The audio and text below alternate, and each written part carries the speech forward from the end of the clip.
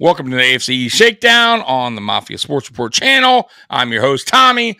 Joining me is Curtis, and below is Zach, representing his winning Patriots from last weekend against the New Jersey Jets. Yup. And by the way, I told Zach before we went live, I'm the only one who picked the Patriots to win. And Curtis was like, hell no, my New Jersey Jets are going to win, baby. Because Curtis is a secret Jets fan deep down inside from New Jersey, baby. That's right. But man, you should have seen how many upset Jets channels were out there. I was loving it. It was so funny. Like, I normally don't look at other people's channel, like other teams' channel, but holy shit, they're losing their minds. Like, you guys think you're bad, like Curtis, like Dolphin fans. Holy shit, the Jets fans are, though. They're losing their mind. Go ahead, Zach. It was so nice, too, seeing all of them, like, live tweeting during the game, like, oh, wow, this Patriots team is horrible. They're so, like, undisciplined. They're doing such a poor job today. This is such a bad team. And then we won. Like, that, I enjoyed that part the most, maybe more than, post-game reactions, just seeing how that kind of evolved. Like, Patriots are so bad, we're down, and we lost. Yep. Scott, Curtis saying you should come on over to the Bills side, man. Join them. I'm dumb. I'm too dumb. I like you do have to. We have to throw you through a table, though. That's one of the things. I've been thrown through a table for like 45 years now, being a Dolphins fan. So let's dive right into it. Let's start with the Patriots beating the Jets 25-22. Why not? Go ahead, Zach. What's your thoughts on that game? They did what they had to do somehow. No Drake May for the majority of the game, which, by the way, Drake May in his quarter or so that he played in looked great. That throw to Tyquan Thornton is probably the best throw I've seen a Patriots not probably. It is the best throw I've seen a Patriots quarterback make since Tom Brady. Defense held it down, mostly Christian Gonzalez, mostly guarding Devontae Adams, pretty much locked him up. Marcus Jones struggled a bit against Garrett Wilson, but as we have learned throughout this season, and especially as we saw on Thursday night, Garrett Wilson is one heck of a football player, and no disrespect to Marcus Jones, but a 5'8", 5'9" cornerback probably shouldn't be expected to be winning one-on-one coverages against a guy like Garrett Wilson. But overall, Patriots did what they had to do. I know I just talked down on Marcus Jones a little bit, but got to give him his props for that punt return, which kind of swung the momentum back towards the Patriots, gave them a chance to win it. Overall, I'm happy. We beat the Jets. I don't want to say knock them out of playoff contention, but made it much harder for them to get in there. So it was a good week. Nice, man. Hey, welcome to the show, Captain D. Just rolled out of bed. Look at him. What a super trooper. I've been enjoying the Canes game. I'll just say that. I see that. Well, initially you were pulling your hair out. I could tell. It was all wavy. You're like, because we didn't start the best. We didn't start out the best. Yep. But boy, did we finish. We finished strong. Right, Captain D? It's all about. Go ahead. Come on now. It's one thing. It's all about the. Y'all get it right. Y'all get it right. So, Curtis, let me get to you. Oh, go ahead, Captain D. Go ahead. What do you say? No, go ahead. All right, Curtis, jump on that game real quick. The Patriots-Jets game.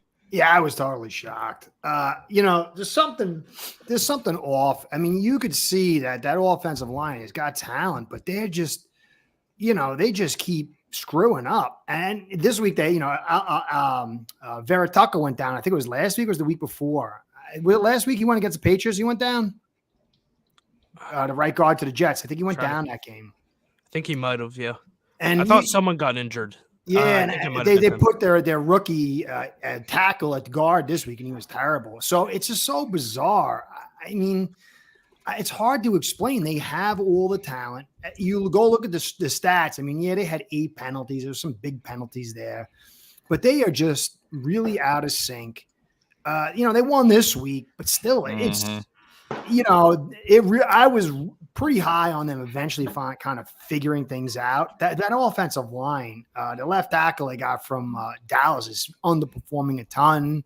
Yep. There's something very predictable about what they're doing. I still think a little bit more on the center, but they still were able to run the football pretty well. I think the biggest thing is Brissett. You watch him through the course of the season. He's taken a beating. He's navigated some really good situations. And he just came in and stayed the ship and somehow pulled out this crazy win, which was making me happy until I lost. And then Jets won this week. But, you got to give yourself the Pat's credit. You saw him make it the concussion, which sucks. You don't want your rookie to get that concussion. You're hoping he doesn't get any more for the season. So I guess you guys are doing pretty good. It's kind of screwed up your pick a little bit, which makes me a little happy, I guess. It's all right. I'd rather win. Yeah, you got to at this stage. You got to get some wins. You can't go in like totally gutted, like, you're a useless team. Pick one. Yeah. Captain D, man, your thoughts on the Patriots beating the Jets? I was surprised because, and to be honest with you, I did not watch the game because I was at the Dolphins game down in Miami, but I did not watch the game. But I did not watch the game, but I was surprised. I mean, I guess Drake May got hurt and Jacoby Brissett came in. Yeah, so I did not watch that game. But kudos to the Patriots for pulling that off. Obviously, they're not trying to play for a draft pick. That was a good win. Yeah, I'm the only one, by the way, Captain D. Last week predicted the Patriots to win. I just don't think the Jets have it together, man. I still don't think they have it together. They're not right offensively. Now, obviously, they won this week on Thursday, which we'll get to, but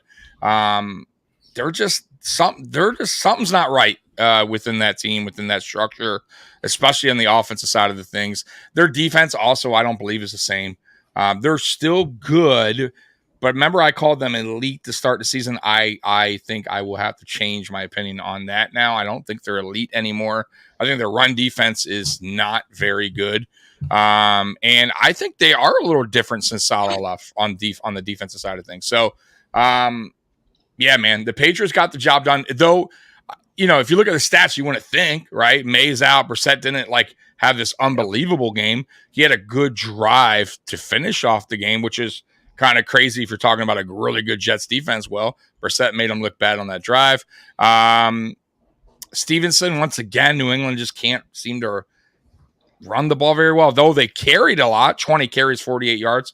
That's a lot of carries, but that's not good production, especially against a Jets defense that's not very good against the run. So expected better, but at home, New England, they pulled it out 25-22, and that drive was it, man. That was it for the Jets, and Jets once again doing Jets things, man. And when we talk about a Thursday game, they almost lost that. That game was very close. And they're still very clunky on offense. So, that missed field goal at 23 yards was pretty nuts. The field goal kicker is, boy, I thought we had a problem. They have a major problem with their field goal kicker.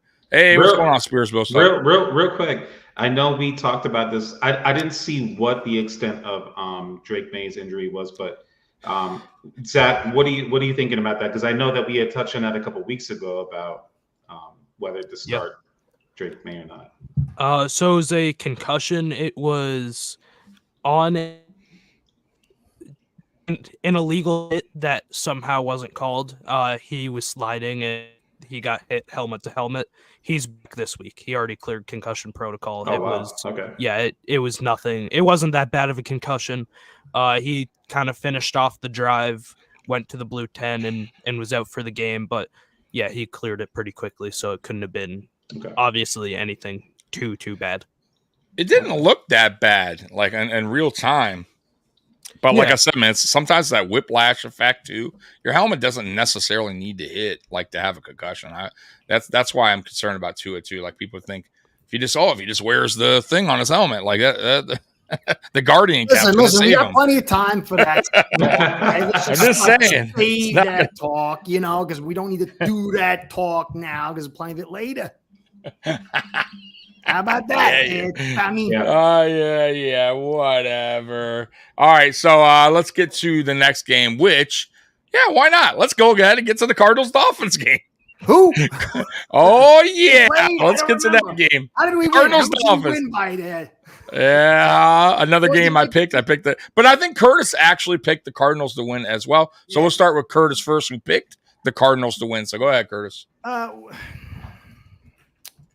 So basically, we had to blitz them 60% of the time. We averaged 28%. Connor didn't have a big game, but his presence without Seal forced us to blitz to make up the difference in the run, physicality, and control of the line of scrimmage. We were pressed against the line of scrimmage. And then Murray just had some of those things where we blitz from the edge and he gets out of the way. And now you got man coverage on the back end. And somehow, only the way the Dolphins can do, him and Harrison have the breakout connection day. But, you know, it really comes down. We ran like 57% pass rush mitigation. That means 57% of our plays were screens or play actions. And then we still added 11 extra guys to block. So they played 3 safety high. They said, listen, we're going to not take away the big play. One play they did give up was when they played man on the edge to Hill, and 2 fitted in perfectly over there. But they just said, listen, we know the book. The book is rush 4, play high. We can't just rush 4. I thought that was stupid to blitz, except for that last drive. They blitzed 3 times and had good effect. But, you know, Dolphin fans are going crazy. They scored 27. They give up 25 a game. We scored 100. We rushed 150. They give 141 a game. This offense was supposed to come out and dominate. They've been built that way. They were healthy. They should have came out and put 35. They couldn't. And we lost because we totally broke down at the end. And the Cardinals were like, you know, we came out hot, swinging, knocking, people falling down. Yeah, we won. And then the boa constrictor keeps rapping and rapping and rapping. And it really comes down to the fundamental flaws on this team. People, you know, PFF says they gave us the block. We threw the football 2.05 seconds with 57% pass rush mitigation. We had limited guys going in routes. They played over the top. And then and conversely, we had to blitz all day long. They only ran 27 pass rush mitigation. Some of that's because the offensive line is good. Some of that is because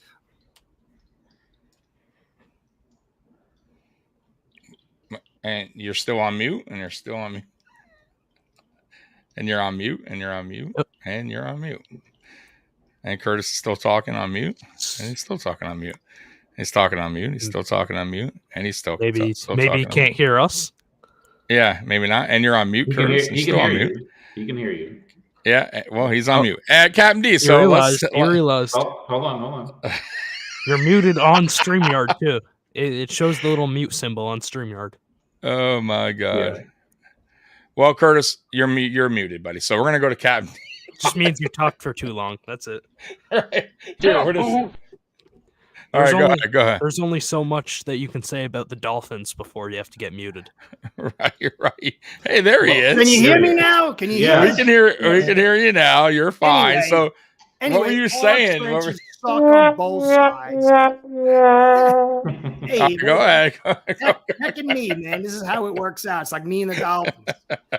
So anyway, that's the whole point, you know. And it's going to keep. It was a good point. I missed half of it, but it was good. We heard all of it. It was great. I think your microphone's like, yo, Curtis, it's over. I have to do like an external thing over here, and if I hands hit it, it messes up. So Captain D, Curtis, went to the game. And I did feel kind of bad for you, Captain D, because I wanted you to have a good time. And you did still have a good time, correct? But tell us about your experience there, even though you lost. I had a great time that I went there. I've been to a lot of Dolphins games, but I had a great time. It's kind of a tradition. My father, you know, I grew up in Toronto, Canada, so my father took me to a lot of Leafs and Jays games, and that was great to experience. And then as I moved to the U.S. and obviously South Florida, you know, I started following the Dolphins. It was nice to have a day out with my son. He's a Dolphins fan also, and have that experience.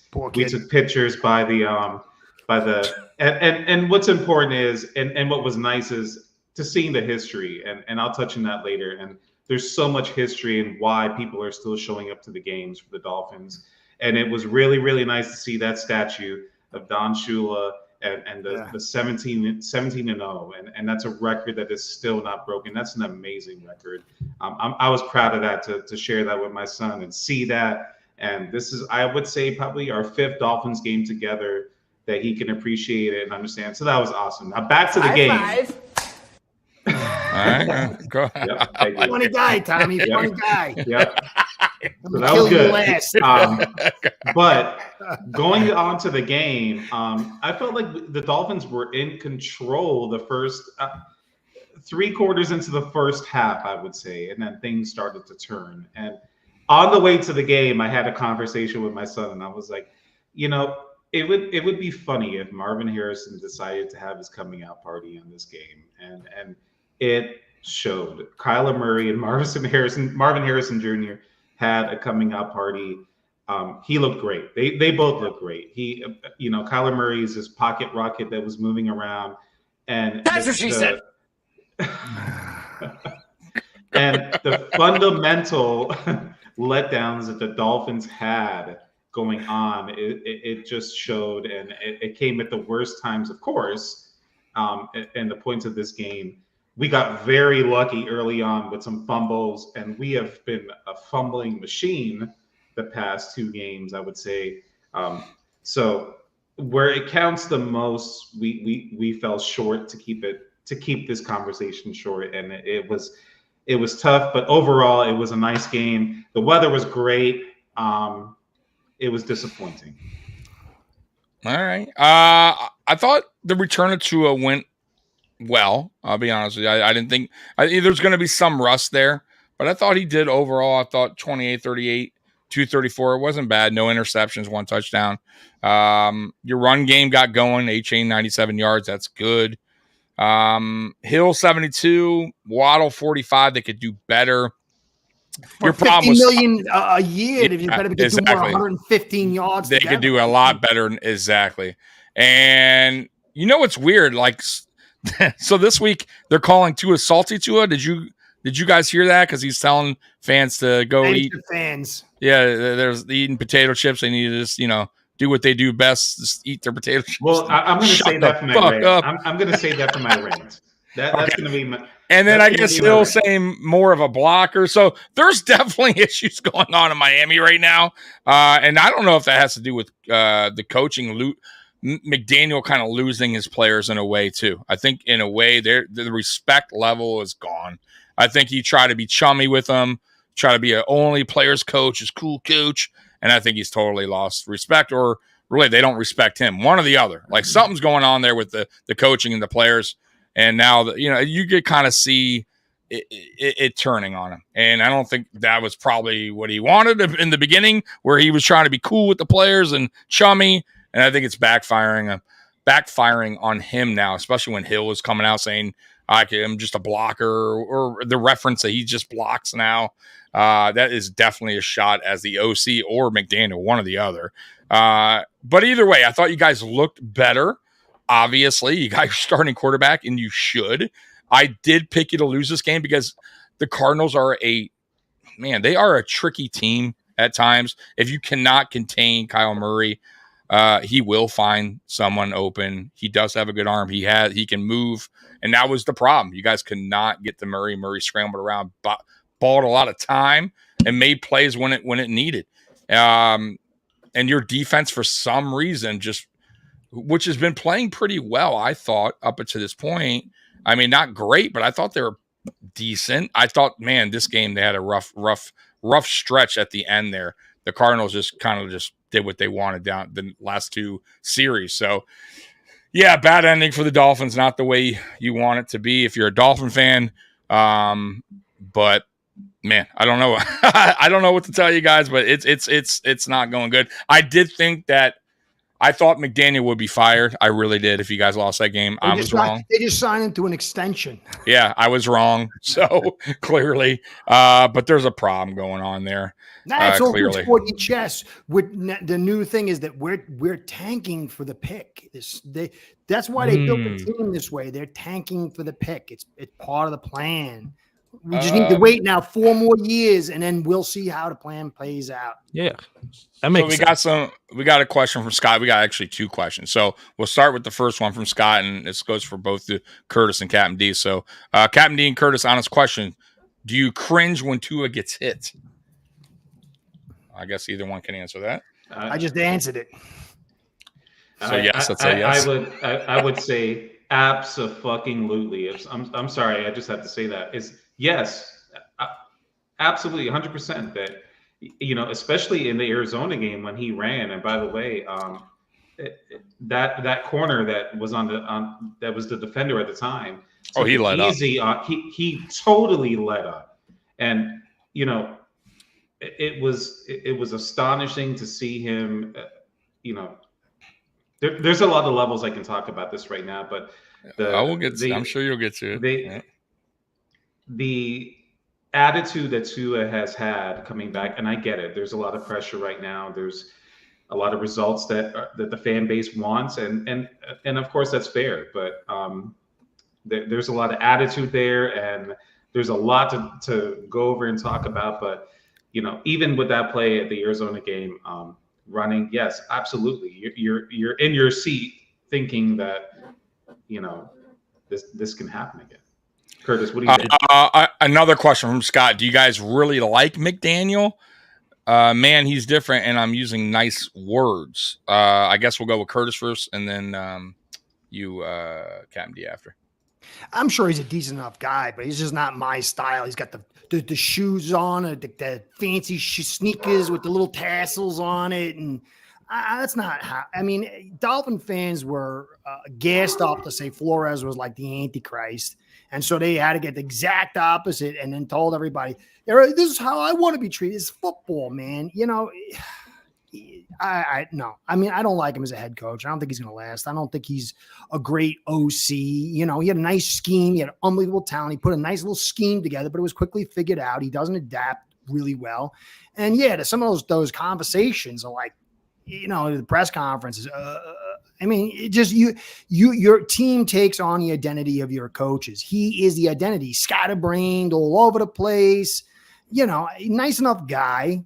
But that's not how you win. And that's the whole problem with Florida fans. They live in a hot environment. They're used to, happy-go-lucky type stuff. And a modern person, everybody gets a trophy and everybody's got to be nice to each other. And you don't say that word, you could hurt somebody's feelings. And then that's what they want. And they think that applies. Like, just imagine if you did that on the battlefield. And football is like a small version of the battlefield. It just does not translate. And then they're like, "Oh, no, you're an idiot. This guy's," and then they start losing. And then all of a sudden, like, he sucks. And it's like so obvious. You got to have a nice middle ground, like an Andy Reid. You could be nasty. People are afraid of you. And then also you relate to them. I mean, did you see Tyreek Hill and Waddle sitting there in the loss? And he's like joking with them, and he walks off like he's on TV. He's like doing a skit. I'm like, what? Are you kidding me? Like that was like a death knell for me. I mean, he literally knew he was on TV, knew he was being made fun of, and so he tried to turn into like he's a funny guy, skit guy. He like walks off. Like, who's he doing that for? No one's seeing him. He's doing it for the camera. It's a show, suit hustle. What's your thoughts, Captain D, McDaniel? I couldn't agree any more with what Curtis just said. And, going into the season, the consensus is how arrogant this Miami team was coming into the season. And we had nothing to show for it. And that was the big conversation going into the season. Is like, one of the respected writers for the Sun Sentinel that I love, that is the beat writer for the Dolphins, is Dave Hyde, and he wrote about it. And he was like, this team is showing like, all this swag, like we have this and we have nothing to show for it. And what happens if this fails? And this is before, this is preseason talk, and it's just. It's been a very, very disappointing season. And, everything that Curtis touched on, I could reiterate on and beat it with a stick, but It's the Beat truth. it, beat it. What's up, Beth? Glad you're here, man. And Beth coming in saying, Captain D, Curtis, my favorite Finn fans. So Thanks, Beth. Thank you, Beth. Being very nice. Beth's always nice. So let's see here. Roy McDaniels maybe needs to go coach college team for a while. Possibly. That might be right up his alley there. Scotty talks like he just took hits off a bong. I can't even last as every second takes 5 minutes, and it makes no sense. Yeah, he does ramble. I notice your coach rambles a lot, but at least he's not talking about campfire. So, I mean, you may not understand what he's saying, but real quick. Yeah, go ahead. Real quick, is that interesting? Is that I was listening to some of these writers talking about the state of the Dolphins, and we are going just a little sneak peek. We are going to lose on Sunday. Oh yeah, we are going to lose on Sunday, and what's going to happen? Is there somebody going to be fired? A coaching change? And everybody gets surprised, D. Yeah, and who are the coaching options going forward? And it was funny because they were like, well, there's Belichick, and we don't want Belichick because then he might have the possibility of ruining Don Shula's record. And then there's Mike Vrabel, where he's a more defensive. So this is all here. right. He'll never come here. Agree. It's a fantasy pie in the sky. Fantasy. You forgot about someone. There's Brian Flores too. Yeah. There's another coach candidate. Yeah, he comes back, and the first thing he does is, they wave to very first thing. Yo, you said you don't like me talking bad about you, man. You're off the team. Right? He gets Ryan Fitzpatrick off retirement. Curtis, if you're there, what do you guys think about Vrabel? That's an interesting. I like Vrabel, by the way. Yeah, come in here. Could you imagine he would strangle Chris Greer to death by day 4 in his ridiculous way? Probably. Let's get to the Thursday game, by the way, that just passed, and then we'll get to the. Actually, you know what? Let's get to the good, bad, and the awards. Actually, let's get to the Boo This Man. Curtis, we'll start with your team first. Who do you got this Boo This Man award? I don't have the clips, guys, because I just switched to a new service. So today we're just going to roll with it. Am I supposed to have like 50 minutes to do this thing here, man? Yeah, you only can choose one, or you could choose a group. You could choose one player. The Miami Dolphins. Yeah, you could do the whole team. You can. I'll allow that. Look, there's players on that team that deserve it. They deserve it. The problem is Chris Greer, as usual. He's the master with his media department to put poop out there for you, and then somehow they shine it up and tell people, like with Jedi mind tricks, that's not the poop you're looking for. That's gold. That's gold. Come on. You don't understand. You see, back in 1942, this happened over here. And if you follow the trajectory out over the course of the last 50 years, you see it's awesome. Oh, okay. Here we go. Sign a new free agent. We're ready to rock and roll. Chris Greer is a hack. But he's a master manipulator, and the Dolphin fans are like almost like Stockholm syndrome. You know, Stockholm syndrome. People were kidnapped in Stockholm, and then after a little while, they just started defending their own kidnappers. No, what do you? Hey, they're treating us nice over here. They're nice people. I'm like, what is wrong with Dolphin fans? You know, and at a certain point, Dolphin fans, I feel bad for them, but they have their own hands in this because they allow the BS to be sold. They they swallow snake oil like it is fine vintage wine. Yep. And then they wake up drunk going, what happened? My keys are in my keister. I don't know. And then they do it again the next day. And so this is a whole thing of BS. Whoa. And when the Dolphins get trashed, I wrote an article for Finn's News. When the Dolphins get trashed, and they're probably going to get trashed, what does Stephen Ross do prior to the draft? We're going to find out. Omar Kelly came out and said he's not about, building tennis courts. He's about winning. Well, let's see. This is going to tell us, is the heart of this team, the owner, a salesman, or he's actually seeking after winning? And if not, Dolphin fans have to know and not buy into it. And that's where we're at. We're in probably the worst moment in Dolphins history. This is probably the worst moment in Dolphins history. Sorry, Curtis. That That's was all a right. hot take. So who's the boo this man? I don't know. I got so many. You said I could do a whole team. You Fans can. for being dumb, the Greer for being an idiot, and the Dolphins media department rather screwing the fans over, not respecting them enough, and then maybe Ross if he turns out to be totally. So it's the whole just team. the city of Miami. We're going the whole South Florida area with. Well, it's not. Look, the parking. Who are we going with here, Curtis? The fans are so desperate. Like, I know how it feels. It's so easy to be sold, but you've got to at a certain point. Like, just remember, if you were a Dolphins fan, you knew that Adam Gase sucked. Remember, we knew the offensive line sucked. We knew that Greer sucked. We knew that Ross sucked. And then somehow from 2020 on, we were like sold as bill of goods, and it all was wrapped up in Brian Flores is the demon. And then suddenly out of that, even if Ross was an angel, even though he lied to us on the podium, and Greer was an angel, even though he totally sucked and we all knew it. And then Mike McDaniel was the antithesis of it, and he had wings, and everybody bought into it. And it was an ultimate suit hustle sale job. I feel bad for Dolphin fans, but at a certain point, you've got to realize you've been kidnapped and you've got to stand up for what's right.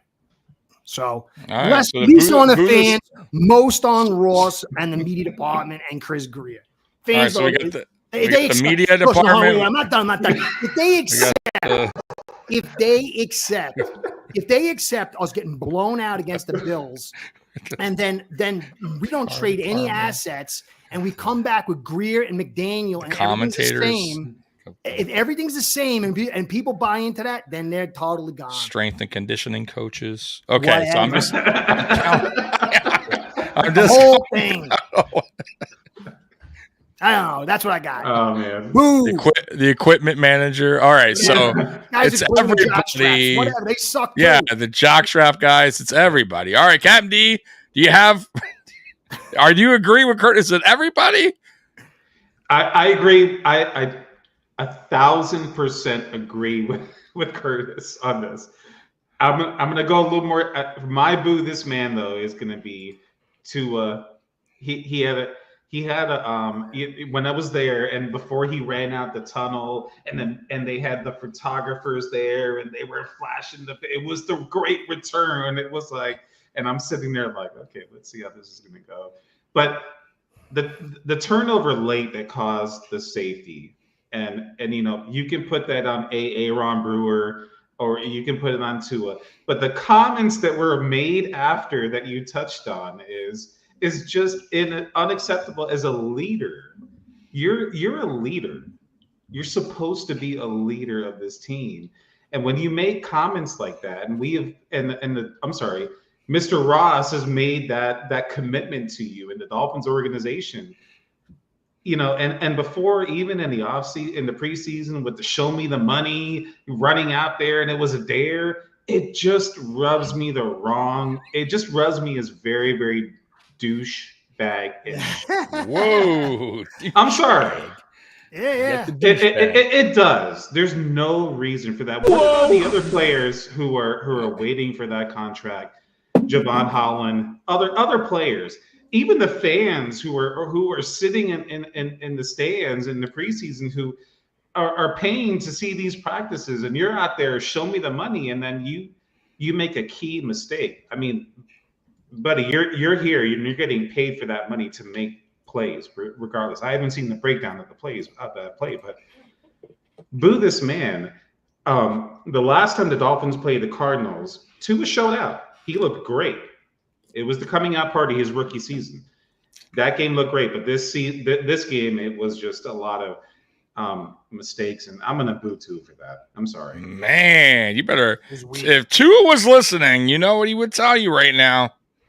Better go get some potato chips and just shut the fuck up. Yep. All right? Yeah, let him do his job. You're not out there. All right. Zach, what do you got? Boo this man. Yeah, so when as a whole unit you keep talking about how underrated you all are and how you're going to prove everybody wrong and how you're actually very good at football. You can't go out there and then drop like 10 passes as a collective. Patriots wide receivers, you are my boo this man. All of you. He has a whole group. Every single one. And that might be a little bit harsh because they stepped up on that last drive, especially Kayshon Boutte with that post against Sauce Gardner where Sauce just has fallen off, it seems like, in this season, and Boutte got past him. Brissett fired it into him. Boutte made a good catch, but throughout the whole game, it was just the same story. Whether it be Drake May or Jacoby Brissett at quarterback, good throw goes straight through the receiver's hands. Tommy, I know I believe I mentioned it to you before the show. That pass from Drake May to Tyquan Thornton, it was like on the run, 40-something yards. Great, perfect, pinpoint ball. Exactly where it has to be. Yeah. The best throw I've seen a quarterback make since Tom Brady left this team. Perfect ball. Straight through Tyquan Thornton's hands. But like again, that. It's not just him. It is the whole group who just could not catch a football. So Patriots wide receivers, I gotta boo all of them. You're more coherent than me, there, Zach. I did forget one. I had a few less people to boo, so that helped. We did forget one very important game. That was the Bills Seahawks. I just was trying to be nice to you guys. You know, the AFC East right now, the team that's running away from it, brother. So listen, man, I'm not going to go on and on, but the Bills are good, and they took care of business. And Curtis was thinking Seattle was going to run all over us and dominate. And the Bills just did what the Bills had to do, and they won 31-10. Any thoughts, guys? Curtis, I'll start with you on that game. Did you think Seattle had a chance? I think last week you picked the Bills, right?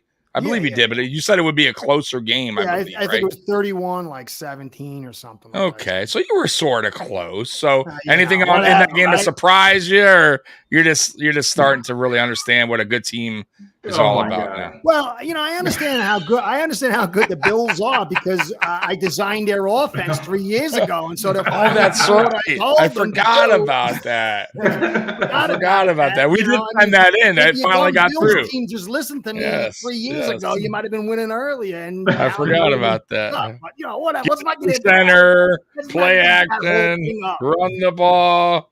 I know. I listen. I told Brandon Bean, because Brandon Bean watches my channel. So I told him, listen, I know a guy named Curtis. This guy knows what we need to do. And he's like, I don't know. And I said, go watch Ace per Head. Oh my God. And he did. You know what the best part is? I can add a little. If you go back to, I think it was like 2022, I dialed up that when Allen's around 61 to 65% of the offensive production, he sees an increase in his productivity, is the efficiency. And then when it gets over 65, there's a downwards level. So when you combine the two of those, I was ahead of your team by 3 years. So anyway, we're here. Whatever, finally dude. Caught up to me. So let's get into it. He did have his first interception, which wasn't his fault. Amari slipped on the play. And of course, it's like one of those, whenever the announcers talk about something a lot, it happens. So they just were doing a whole thing about how great Allen's been, no interceptions, and an interception. It's like when they talk about a kicker not missing and then he misses, it was like right on point. It was like just made for TV. So, but he did. But other than that, I thought Allen was really good in that game. 24, 34, 283. Keon Coleman's coming around, by the way. And I think a lot of people now are understanding why the Buffalo Bills drafted Keon Coleman in that draft and passed up on Worthy. And that's turning into a really good pick for the Buffalo Bills. So I'm glad to see Keon coming around. James Cook had a good game, though. It was against not a very good run defense over there in Seattle. But overall, good performance, man. We started off a little slow, but picked it up there in the middle, basically, and just kind of steamrolled them in the second half. So any thoughts on that game, Captain D? I know you were out and about, but or just typical winning Bills. I know no DK Metcalf, but no DK. Yeah, that hurt him. No DK, and obviously, the 12th man didn't show up once you guys started taking control. No, we had a lot of fans there too. And I heard that the amount of noise that was being made on a Buffalo Bills score. So, kudos to the Bills. They're doing their thing. Seattle's kind of that middle of the pack type team, and I wasn't surprised at all that the Bills can go on the road and they're an up and down team, but you're right. I forgot about DK being out. That did definitely hurt him. I don't think it would have changed the outcome. They probably would have put maybe another touchdown on the board, but I don't think that would have been the reason why. Like that, he's not the reason why they lost the game. I just think they also made a lot of key mistakes. If you go back and watch it, I don't know if you watch the replays, but it was 7-3. We were up. They were driving, had a chance to take the lead, and they fumbled, or they got stepped on a 4th and 1. They also fumbled on a 3rd and 2 or 3rd and 3 at the goal line. Like, so they definitely shot themselves in the foot in that game that prevented them from scoring points. So they also didn't help. We also had a fumble that came right back to us. So sometimes games work that way, man. It's, and it just so happened to work in our favor. So, and some of those turnovers. So, but Seattle's not a bad team. No, it's not the greatest division either, but they're weird. They're like Arizona for me. They get some games they really look good, and some games they just look terrible. Zach, any thoughts on that game? Yeah, I mean, when you have a wide receiver by committee like the Bills had before the Amari Cooper trade, it works much better when you kind of get an alpha guy like that who will take up attention from the defense, because Amari Cooper, just looking at the box score, 1 reception, 3 yards. Yep. But it didn't matter because he took away attention, and that allowed Khalil Shakir to get 9 receptions for over 100 yards. Mm-hmm. Keon Coleman, 5 receptions for 70. Dawson Knox, 2 receptions. Dalton Kincaid, 4 receptions. All, the receivers, tight ends had a great game. James Cook, huge game. 2 touchdowns, 100 rushing yards. Josh Allen did his thing. Overall, very, very clean game from the Bills offense. Again, obviously Josh Allen threw that pick, but so now it's fun for all us. We don't have to hear, Josh Allen has no interception. Right. But yeah, it's still very clean game from the Bills. I don't know how much there is to say. I mean, they wiped the floor with Seattle. But yeah, great game for Buffalo.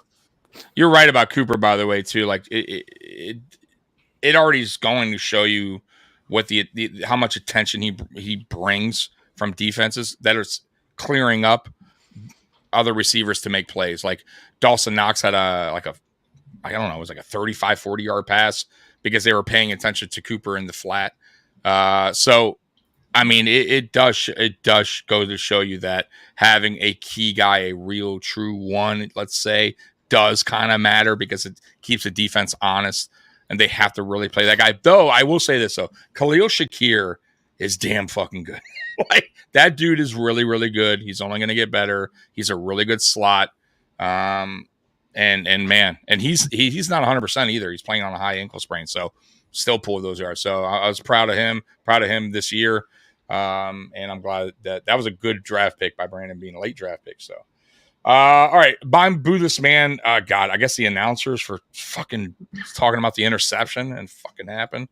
That's it. I mean, other than that, we played pretty good. So, I don't really have any of the announcers. Last week was the punter, Captain D. So, God. I know. All right, Curtis, styling and profiling. You got to have somebody on your Dolphins team who's styling and profiling down the aisle. Come on. I think you got to go with Achane and Jalen Wright, who doesn't get any. Jalen Wright, though, they don't like to give him the football, but this guy looks really good. I mean, some of that is the space that's given to him because the way teams play us. But you can see this guy breaks tackles. He looks really, really good. Achane looks really good, although I don't like him so much in the inside. But these are 2 really awesome picks for us. The problem is your offensive line generates your run game. If these guys had a good offensive line, they'd be studs. So for me, those two guys, I think that's the best grouping that we've done. And it's been a while. We kind of usually find good backs for the most part, even later in the rounds. But these two guys, I think, are the best two backs we've found in a while. H-An's got the injury department. So I like these two kids a lot. I like them a lot. So that's your style and profile on H-Chain? Or both backs? And Jalen Wright. It just doesn't get used enough for some reason. All right. Captain D? Maybe D knows. Oh, I think that, the one that sticks out the most is H-Chain. I'm trying to think of somebody else that made that can be styling and profiling, because I had so much to bitch about that game. But Liam Eichenberg, come on. He's doing awesome. You hear people telling you these guys are doing good. Eichenberg. I have to go A-Chain. He was he was doing it all. You know what I mean? Jalen Wright, they need to go give some more opportunities to, but I have to piggyback, as much as I don't want to and not make it as interesting, but I got to piggyback Curtis and say A-Chain, because it's well deserved. All right, Zach, who you got? Style and profiling for the Patriots. I don't think he was the best player on the field. I don't think he was even a top 10 best performance for the Patriots, but I still have to give it to Jacoby Brissett. Getting benched a couple of weeks ago and then just keeping your head up, being ready for this week once Drake May goes down, coming in and leading. First of all, having a pretty solid game up into the fourth quarter, and then leading that couple minute drill to take the lead and eventually win the game. It would be unfair to not say it was Jacoby Brissett, just because of what he had to go through up until this point. Again, battling back and then being ready for his time as it came when Drake May got concussed. I'm good with that. I agree with that, actually.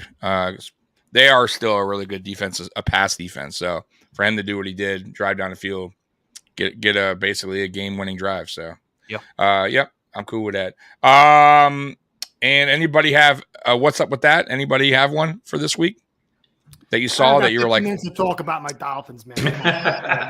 All right, so Curtis is just, man, he's been so upset lately, guys. I just want to ask that question about the O-line. Oh, yeah, that's one. Yeah, so question for Curtis. Starters. Yeah, these are our starters. They're not the backups. These are our starters. Yep, absolutely. They should be backups on a competent team. Yes. But these are our starters, yes. But Chris Green knows better than you. He knows better. Yeah, that's right. You don't know nothing. That's right. No. You just sit down and eat your potato chips, that's losers. Right. All right, salty Greer hanging out. All right, let's get to the Thursday game that just passed. By the way, guys, we don't have Anthony here. You figured he would be here because his team snapped. Yeah, his team snapped a 5-game losing streak. And they won 21-13 against a banged-up Texans team. Curtis, go ahead, man. Thoughts on that game? I had some good stats on that. So if you notice that Brady in 2021, when his offensive line was breaking down, he began to throw ultra fast, 2.12 seconds. And the league started seeing how to offset these defenses that have the edge, and these offensive lines that are just not as good. And then Tua followed next year, and he went to 2.35, but had heavy depth. In 2022, it dropped substantially. And this year, it even dropped more. But the whole league is kind of following suit halfway through last year and this year.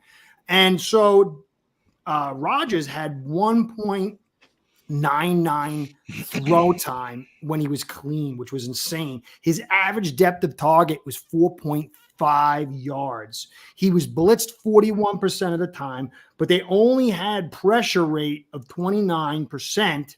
The Texans did, and they used pass rush mitigation of 44% to offset this pressure that was coming in. So they dialed up the little recipe to kind of protect Rodgers and give him some time. And I thought they did a really good job. They should have done it early. I think they started dialing it up a little bit later as some tweaks I would have done differently. But if you look at the other side, with Stroud, it is one of the most enigmatic and crazy set of stats that I've ever seen.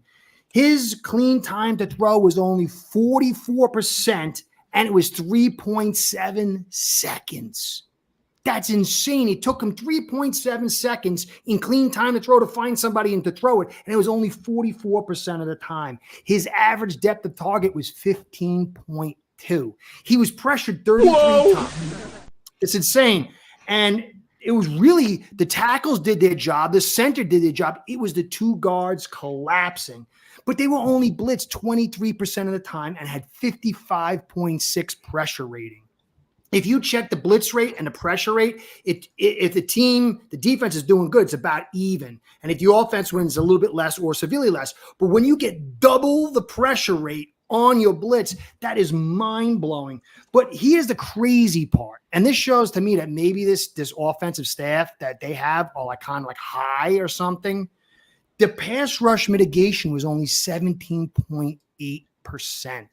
So they did nothing to protect this kid who was only having 44% clean time to throw, wasn't finding anybody open. And so they were just trying to go deep, let this kid buy time with his legs, and the guards were collapsing. One got injured, and they did nothing to support him. It's mind-blowing. It was one of the most inept. I don't know the exact reasons why, but when you lay it all out, it's one of the most inept jobs of an offensive coordinator I've seen. And this kid took a beating, 33 pressures.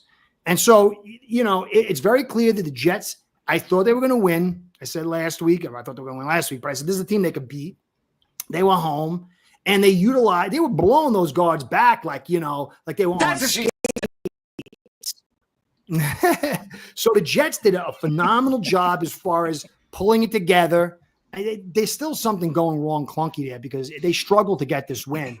But, man, the Texans, they wet the bed offensively as far as the philosophy and scheme.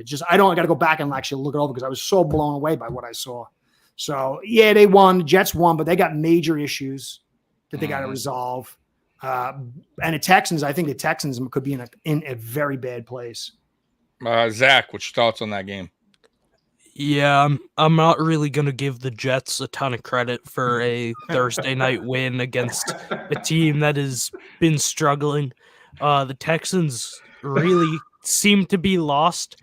Now, I know Nico Collins has been down for a while, but now that Stephon Diggs is down too, I mean, they went very quickly from, I wouldn't say the best wide receiver room in the NFL, but up there, probably a top 3, top 5 wide receiver room. Trio. They very quickly went from a top couple to a very close to the bottom. It has been pretty rough for the Texans. And yeah, I mean, Aaron Rodgers did put on a bit of a clinic towards the end.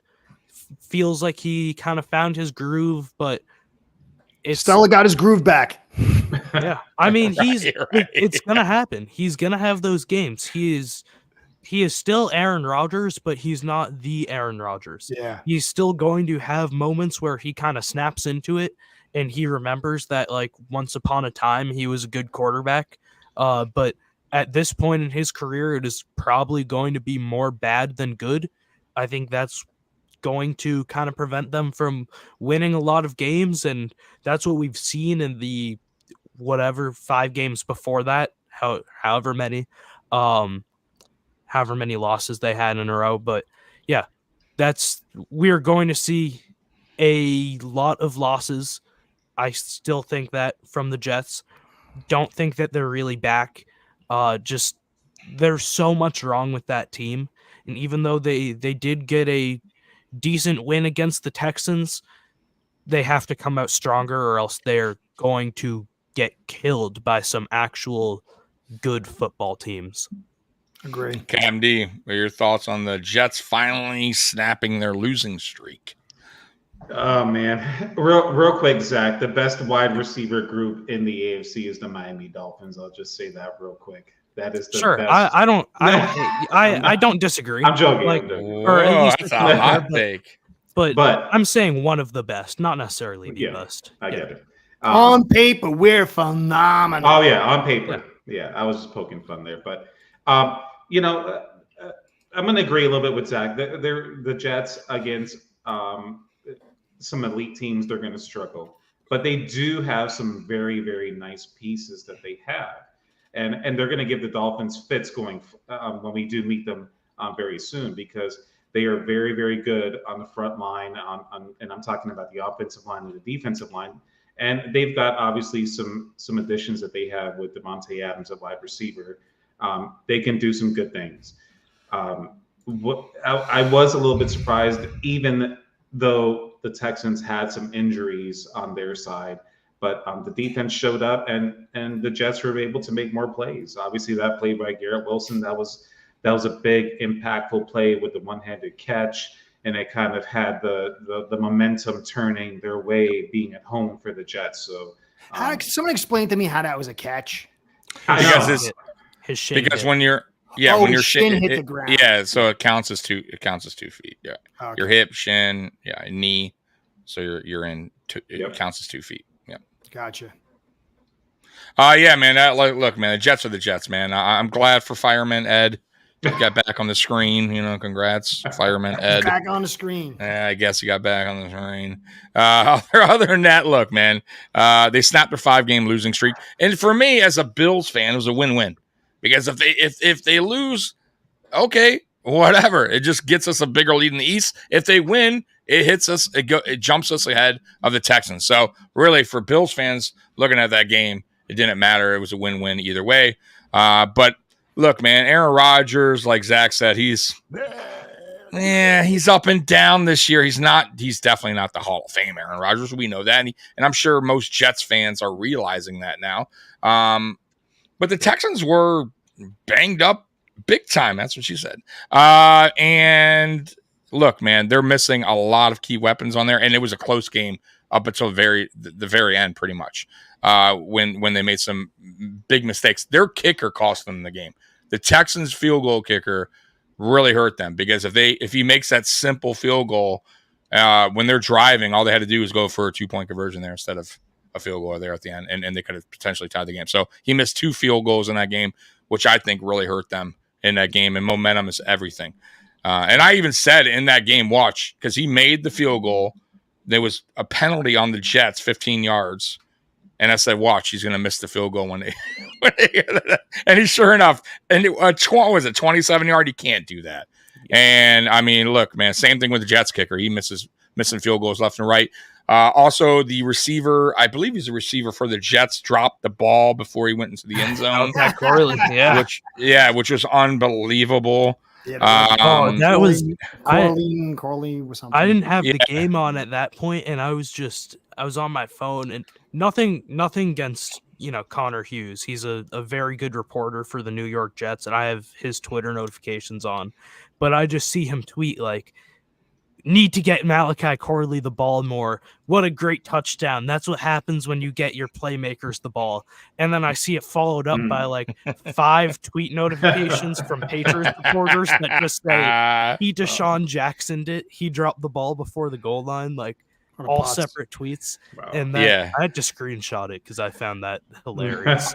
I thought another thing that was funny too in that game was I know it's Halloween, but a lot of Jets fans were wearing trash bags over their heads. I said, yeah, that's they're going back to the good old Jets days, and they are old days. Don't worry, the good old days of being a Jets fan. Yeah, but that's what they do, man. Go ahead, just Jeff. Real quick. Also, I am very much so hoping that the Jets are able to somehow pull off an 8-win, 9-win season, potentially even 10, but miss the playoffs, because they need to draft a quarterback.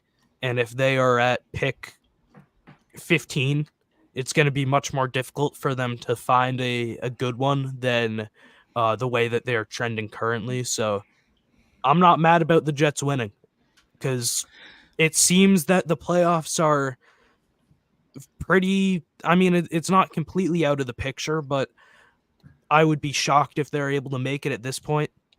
Get a couple of wins, mess up your draft pick, and give up 3 first-round picks to get your QB of the future, or draft some other position and try to find a QB at some other point, which they're not going to be able to do. So, yeah, that's what I said. I think they they put all their eggs in one basket for Rodgers. I think that was their biggest mistake, man, and it's backfired. Now if they went and won a Super Bowl, then of course then I would say, okay, you know what, it's worth it. You want a Super Bowl, but it's just also, like that, but they're not.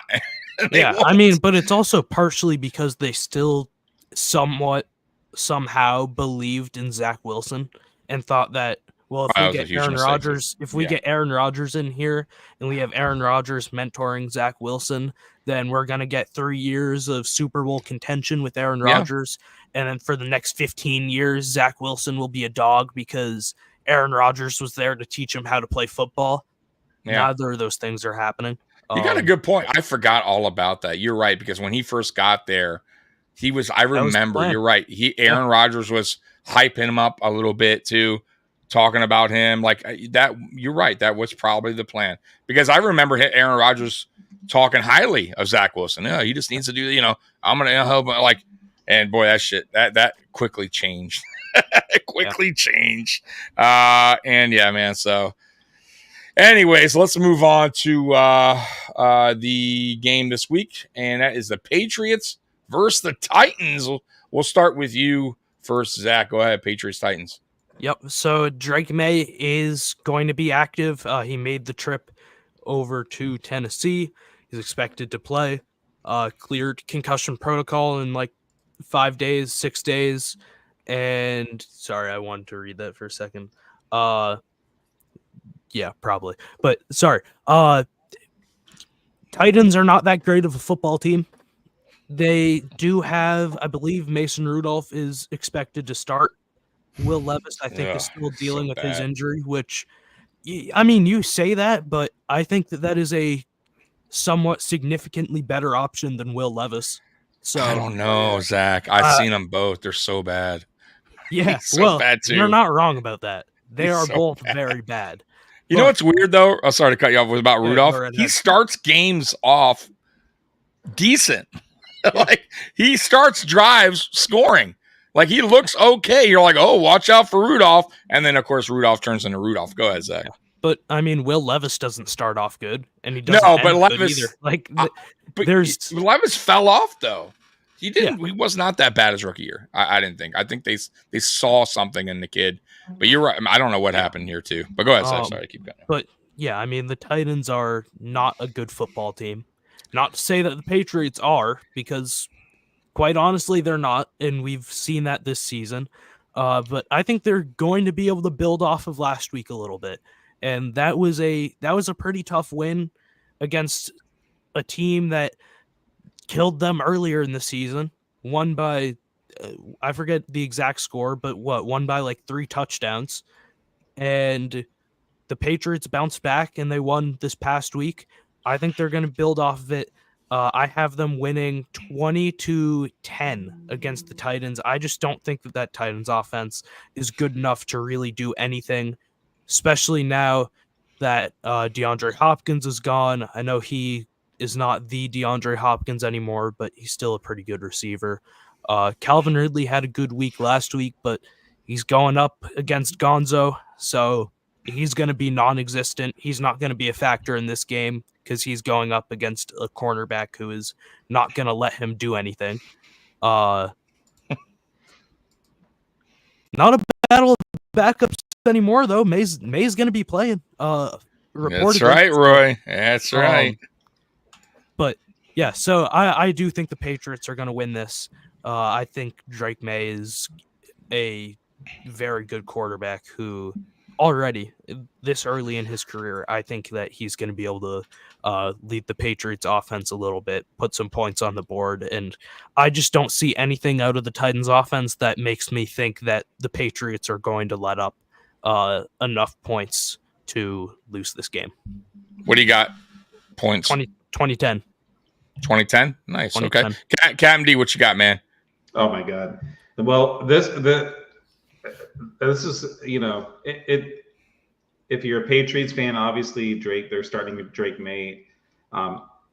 What a horrible decision this is to keep playing Drake May. If you're going to play Drake May, play him towards the end of the season to where he can pick up some time. But let's look at Green Bay right now. Green Bay right now is thriving. They let Jordan Love sit, they let him marinate, and now the fruits are coming to everybody in Green Bay and Wisconsin.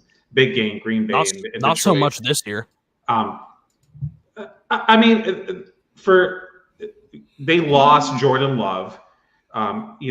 Malik came in and he played well. I mean, that's big. If especially coming from a Dolphins fan, that we can't even find anything successful out of any type of backups. We can't beat a geriatric ward with our back. Especially at the quarterback position. So let's just even say that. But Jen, shout out to the Lions. You guys are going to be that's going to be a great game tomorrow, Lions and Packers. But yeah, I think so. Let Drake May sit.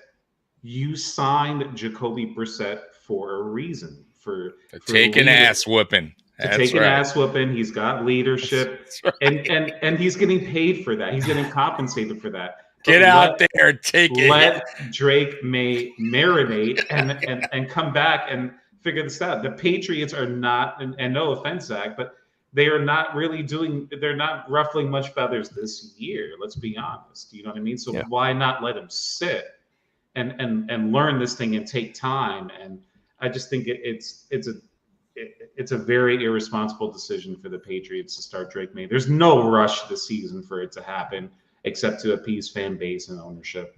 But let's see what happens. I'm going to say, I don't know. This is a tough game, but I'm going to go with the Titans.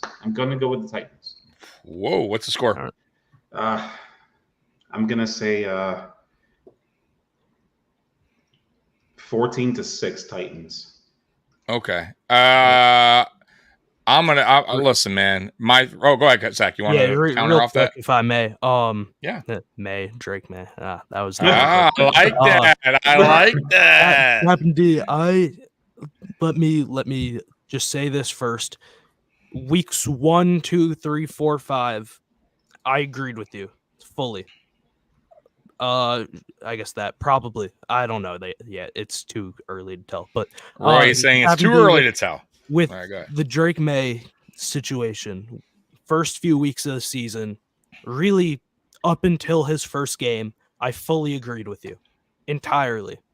I understand where you're coming from. I was making those exact same points, all of them. As soon as Drake May started playing for the Patriots, all of those takes thrown out of the window because we could see none of them really ended up being true. Oh, Drake May needs time to settle into this offense. He goes out there, he's already looking, I'm not going to say elite, but he's already performing like a top tier quarterback.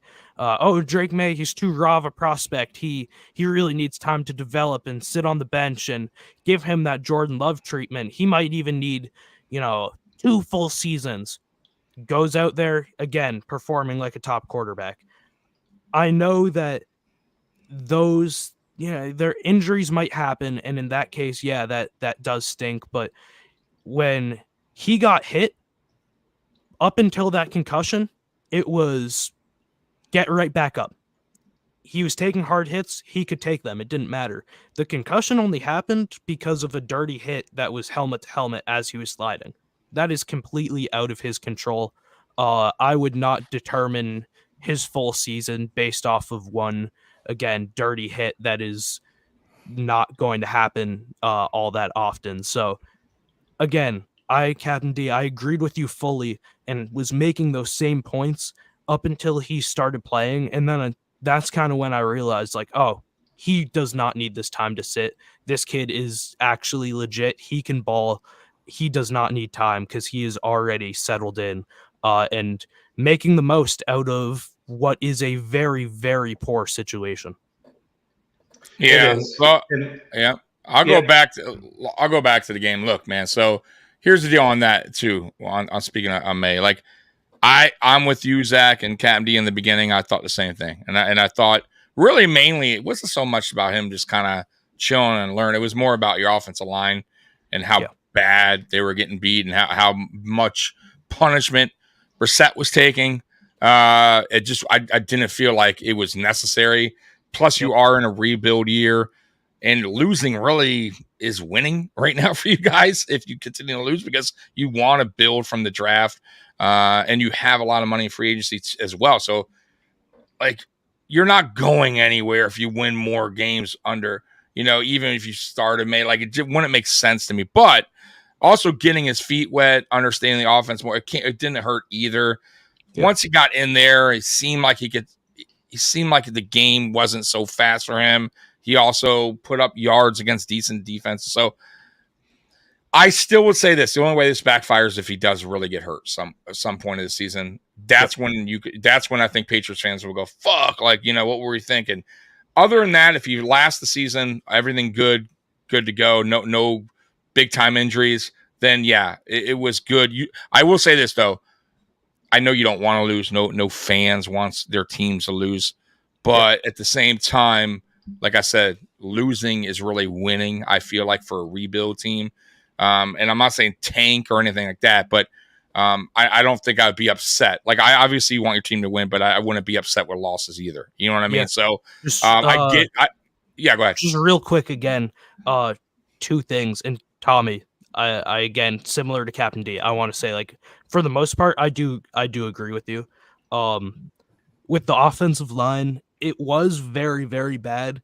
It has stepped up in these past couple of weeks.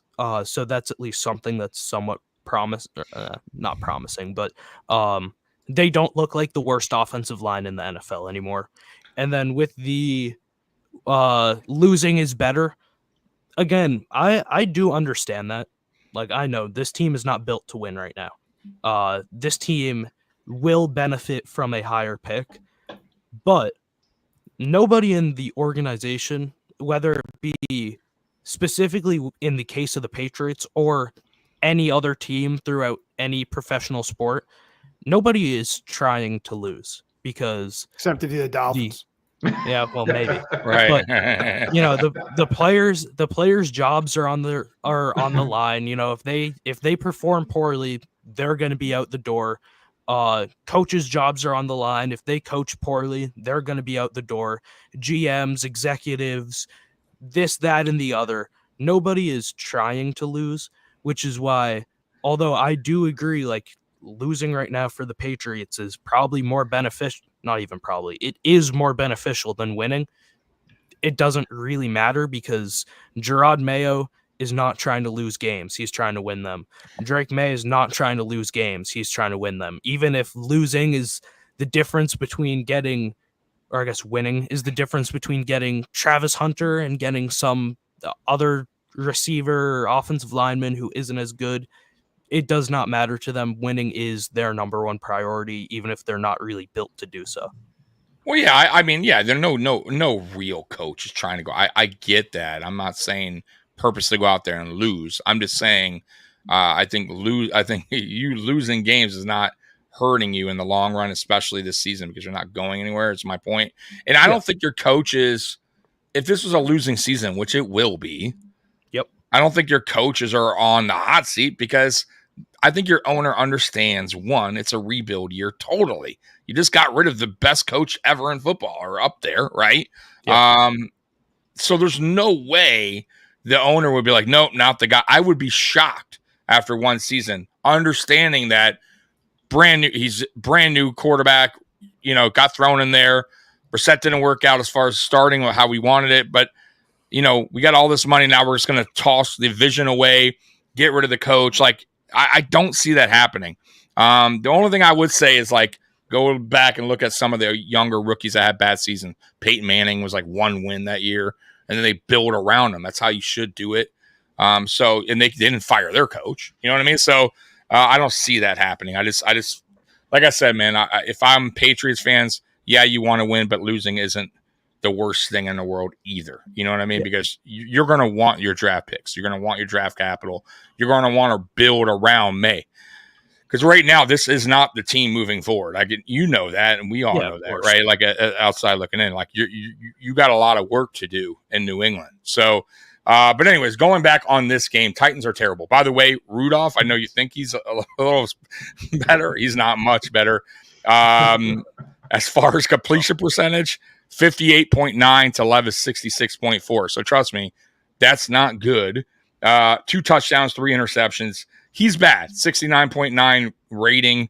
I'm just as bad. I mean, Levis isn't much better either. Like I said, 6.4. Completion percentage is okay, but 5 touchdowns, 7 interceptions, unacceptable. So they're really kind of almost the same, really.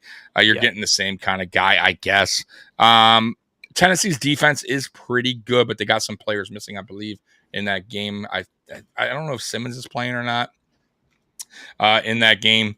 But either way, they're deep. Here's how the game's going to go, man. Just like the Tennessee's Titans been doing. They're going to stick around for a little bit.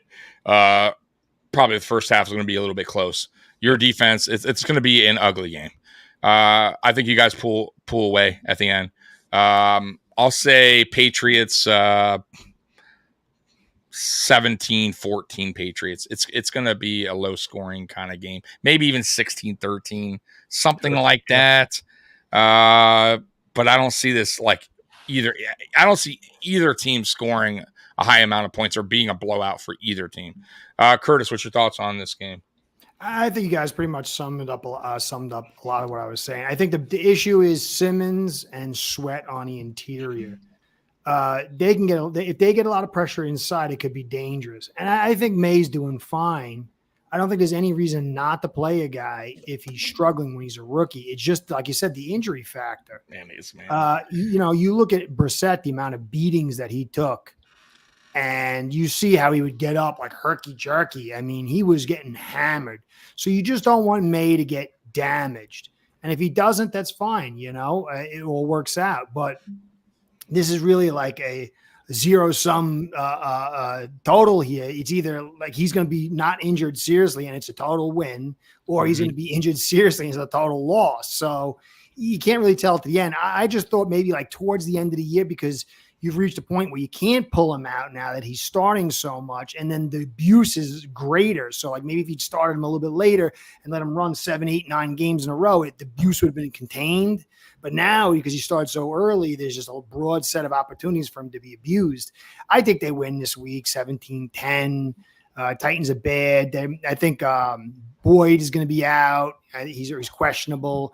And, but it's just those interior too. Sweat is a beast. And when you tie him with Simmons, it's just a ferocious interior. And you don't want him when these big guys popping you, that can be an issue. So if he can get through it and they can block it, and he can stay healthy, it's a major win.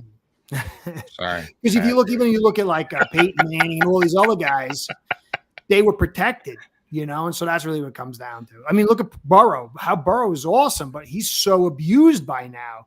Like his career has literally been cut off. It's short. Oh, dude, totally. The one thing that does I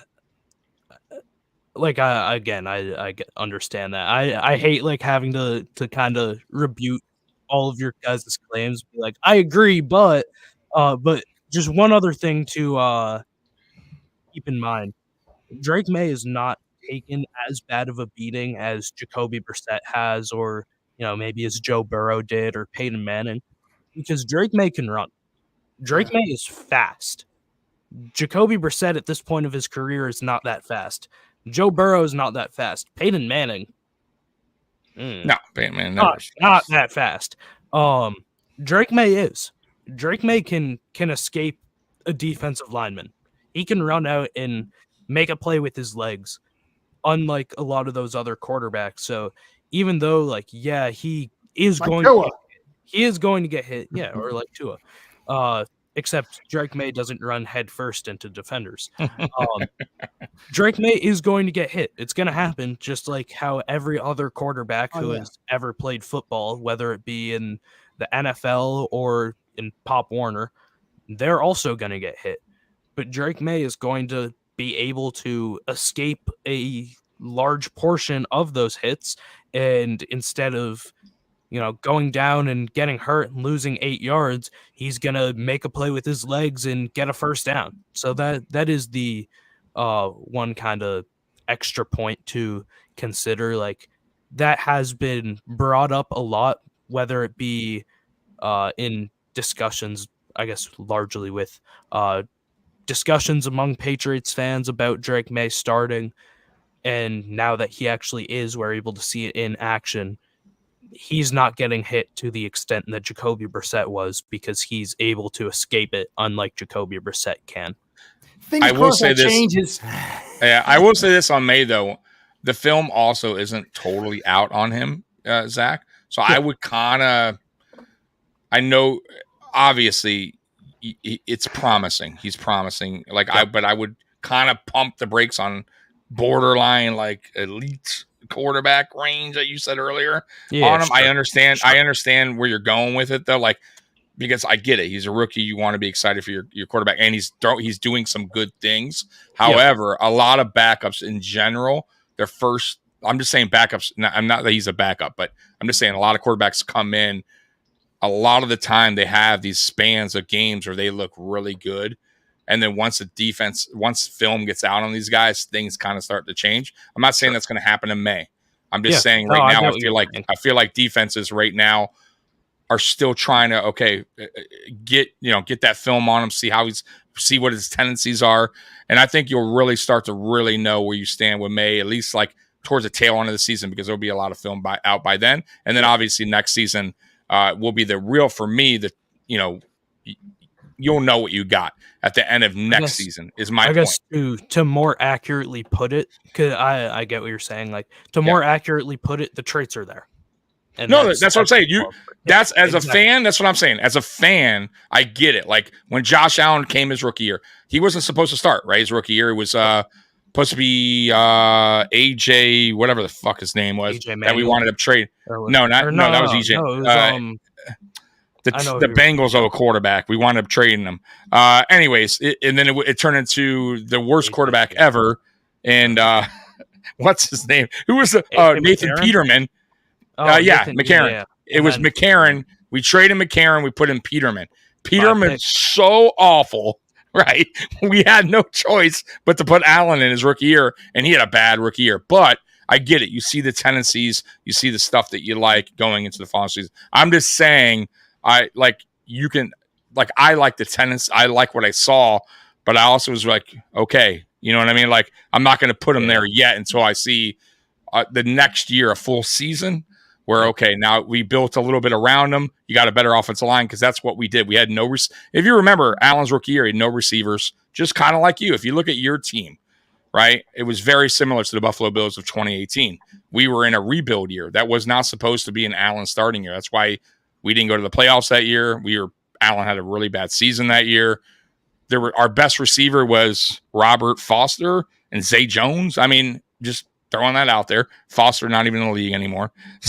So you saw it there, but yet you got to see it the next season when they start to put the pieces around them. Then you'll know defense has got tape on them, more film on them. They've seen them play already, almost a full season. So I would say wait till next year to really say, hey, I think he's going to be elite or not elite. You know what I mean? You get where I'm going with it. That's the only thing I would say. I would kind of pump the brakes a little bit on that. Because, it's good to be excited about what you see there, but it's really too early to tell, like, what you got. You know what I'm saying? That's the only point I would go with. Completely fair. If that's fair. Okay. Yes. I'm excited that we have a good quarterback. That's all it is. I got absolutely a little bit ambitious there. No, and there's there ain't nothing wrong with that. Nothing wrong with that. I think Curtis and Captain D were excited when they got Spicy. What are they calling him now? Spicy Tua? Chippy Tua, Chip Tua. What are they calling him? Oh yeah, man! I was doing a dance. Curtis used to do videos all the time about how happy he was, and so phenomenal. I heard the whole Cool and the Gang song. So, oh my God, he's back muted. He's back. He's back muted. He's so angry. All right, so all right, are we done with that? Curtis, did you talk about this? The view of my swinging talents over here, and I got cut out. What was your score prediction on that game? I don't think you gave us a prediction, though. Yes, it's 17-10. Oh, did you? Okay, 17-10 Patriots, right? Sure. There you go, Zach. Look at that. He sounds like a confident guy. Very confident. Sure, yeah, whatever. Yeah. So Patriots, I guess. Yeah. All right, let's get to the game. So we can just, sure, I guess. Yeah, let's get to that game. Matter of fact, Dolphins, Bills. We'll start with Zach. My mic's cutting out, guys. Gotta go. Gotta gotta go. I'm out. All right. So, Zach, Dolphins, Bills. Let's go. I don't even know what there is to be said here. Like, I mean, the Dolphins are not amazing. Yeah, the Dolphins players ready to turn it on. This is where we start our Super Bowl run this week. Yeah.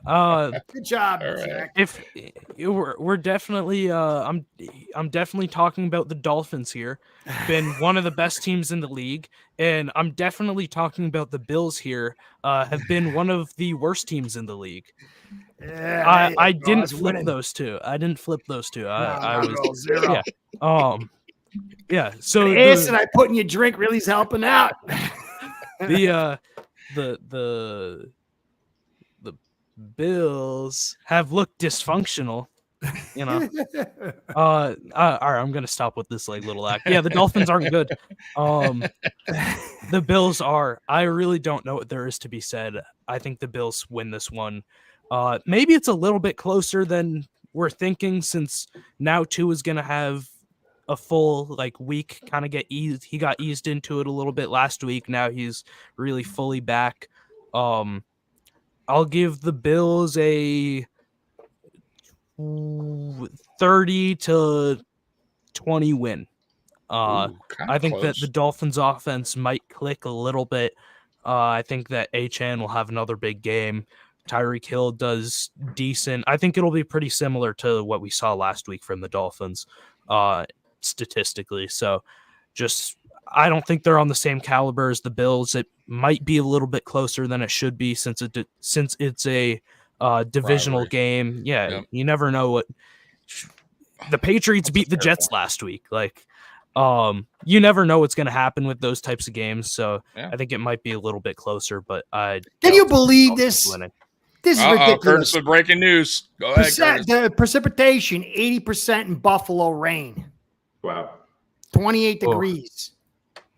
Yeah, Dolphins. All right, I'm changing my prediction. That's getting like I didn't know about that. So, since the Dolphins cannot play in any weather other than 75 degrees, partly cloudy, 3-mile-per-hour winds, and a beautiful day in Miami, can't play in anything other than that. So I'm going to change it. Yes, I'll still give the Bills 30. I'm gonna look at this, man. Down a little bit. Listen to this. Wait, Zach, don't. You might get some more bad news. 1 and 4 o'clock. There's 70% and then upwards of 75% chance of precipitation. All right, it's going back down to 13. We're going 30-13 Bills. Like, anything else, this? Curtis? Oh man, he's helping you out more, Zach. Hold on. Snowing? You might have to change it again. Is it snowing? Maybe. 30-13? Yep. Is that where you're going, Zach? All right, Captain D, go ahead, man. Well, this is tough. The Dolphins have a lot on their plate going on the road to Buffalo. It's funny because I was just watching. It's a good Netflix series if you haven't watched it yet. It's called Mr. McMahon. It's about this entrepreneur, Vince McMahon. He ran the WWF and wrestling for many years, and he was a great entrepreneur. He seems like a piece of shit, but when one of their main stars went to another wrestling promotion, and they talked about it, and they were like, they kept saying like, who's number 3, and they were talking about who's the third man of this group that was going to be coming over to this other network. And I feel like I thought about that when I'm watching this, and I was like, who is the number 3 for the Dolphins? Who's the number 3 wide receiver? Who's that guy that is stepping up for the Dolphins? And as they're saying it, who's the third guy? I was like, who is the third guy for the Dolphins? Let me think about this. There is no number 3 there's nobody stepping up. You got OBJ. What are you talking about? Yeah. And I can't think of who's stepping up right now for this. Unironically might be Jonnu Smith. Not enough. Yeah, well, not enough. And between the turnovers and what's going on in this franchise right now, this is going to be a tough game to go on the road The best thing we have done against the Bills is run the football. I take Buffalo weather. That is the best thing that we have done in Buffalo. We have not won in Buffalo since 2016. It says sunny now. What the heck? Oh, well, now I have to change my prediction again. Zach has to do it all over again. No, what are we doing? What happened, man? I typed Curtis it in. looking up a game from 2010. Maybe, Come I don't know. on, This man. whole internet thing is very confusing. I need to I check. typed Buffalo weather and it said 75%. How's it get missed? Oh, my Lord. Hold on. All right, Captain D. While Curtis figures out the weather over here. I think you did Buffalo, Minnesota. Is it I'm gonna Buffalo? say I'm gonna give. I don't see the Dolphins coming up with a win here. It's too much of a. I don't feel the upset vibes going right now in my body like I had predicted when the Broncos were going to beat the Jets a couple of weeks ago. I'm not feeling that right now, and I think the Bills are going to win this easily. I'm going to give a score prediction of 23-10. Buffalo is going to roll, and Miami goes to 2-6. And hopefully, we see some change. Let's go, Buffalo. I got my glasses on. That's probably why. We got glasses. Everybody clicked the wrong Sunday. Curtis got his glasses on now. There's all right, 2 Curtis. Sundays. Next Sunday says showers. Oh, next Sunday. go. Okay, thanks, Curtis. Sure. Old stuff Buffalo, North Dakota, is Roy saying? Come on. One. I'll check Maybe, that I don't know. Get the damn right, Buffalo, New York. Jeez Louise. Curtis, man, what's your thoughts on this game, man? I know you're excited. Oh, I'm hot to trot, man. I'm ready to roll, man. 99-0 Dolphins. Super Bowl. Let's Out, baby. We are rolling, man. It's going to be like just so many touchdowns. It's going to be like raining touchdowns. Raining touchdowns. Yeah. Listen, my to get involved in this is almost like pointless because it's so obvious. We blitzed 60% last week, and you guys get blitzed 35%. So your defense knows how to handle it. You don't use much pass rush mitigation, 32%. We use 57%. So you're putting guys out in routes, which is going to tax our secondary. Ramsey's looking a little bit step behind. Is Cooper going to play? I don't know. Is Benford going to play? That's going to be a big swing. Bakohu's out. You guys can run the football. We're going to struggle. We're going to have to bring bodies up there and blitz. You guys don't like the blitz. You blitz like 17%, and that's the way you stop this team. You play high over. You let the 4 guys rush. You play high in the box leverage so you can angle to the edges, and you contain us and just let us get off schedule, and that's going to happen. Your front is kind of – they're not going to be taxed as much. Oliver's small. Eichenberg can't move anybody unless they're on skates. Jackson, if he's not tripping over himself, he ain't moving anybody. Brewers, maybe – you got to worry the left side with Tehran and Jones. But, what's his face back? The DN from the Broncos. What's his name? I can't remember his name now. Von's back this week, Miller. Yeah, he's back. Man, forget it. So it's just like this is what it's going to be.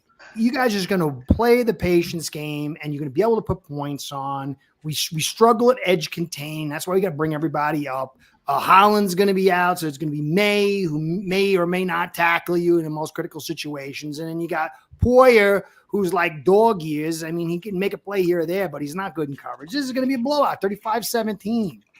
And you got to add in. Sorry, you got to add in all the penalties you got on the road, struggling to get the plays out. McDaniel's going to get a 2 or 3 plays that are supposed to be out quicker. The crowd noise is going to screw things up. So it's going to be a loss. And, if it is a devastating loss, then the most critical point in the Dolphins' history is what does Ross do, which is probably going to be nothing. So, yeah, and I would love to see us win. I would love to see us be able to run the football. But, look, you played us in Miami, and I think we had 4.1 yards per average. It's like about 139 yards, but 27 came from Tua. So you take that away, and then you're under 4 yards per carry. So what do you got going? I don't know. I mean, we were totally healthy and ready to rock and roll that week, and we didn't do bubkiss. So we're going to go on a road suddenly and never beat you there, but now we're going to beat you. I mean, I guess if, I'm high on hopium. Yeah, I think. Look, man, I think Tua was a little rusty last week, obviously, but I thought he played well. I think he'll get back into the groove of things as the games go on. But once again, though, how long will he be available is the question. I think I would be really concerned about if I'm Dolphins. And one thing, Buffalo gets to the quarterback, and we're not going to play it soft by any means against Tua. Here we go. Here's another little bit of stats for you. Look. Yeah, go ahead. We blitz 28% of the time and only get pressured 23% of the time. You blitz 17% of the time, but then your pressure's 21%. And then on offense, our true pass set blocks for the year is only 63. We bring 96 extra blockers. Your guys doubles that at 131, and your extra blockers is half that at 53. So we are ultra conservative, boxing it all up. And then we're throwing shorter. You guys are averaging average depth of target 8.9. We're 6.4. Our time to throw is 2.06. Yours is 2.29 clean.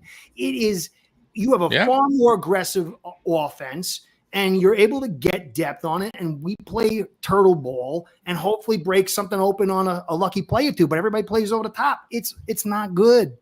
No, yeah. I think the key for you guys in this game will be the run game. If you guys establish that early, maybe we aren't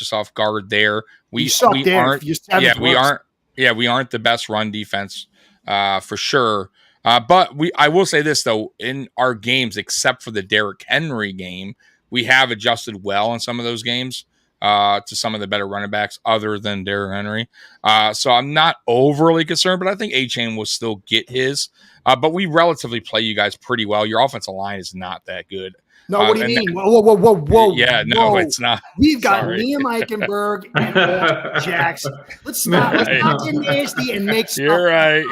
I apologize. But let's not make stuff up. I apologize. I'm sorry, Liam. I'm sorry. Yeah. So I will say this though, you guys did gash us on the outside, on the edge, on running the last time we played you. You went away from it. I don't know why. I wonder if you guys do go back to that.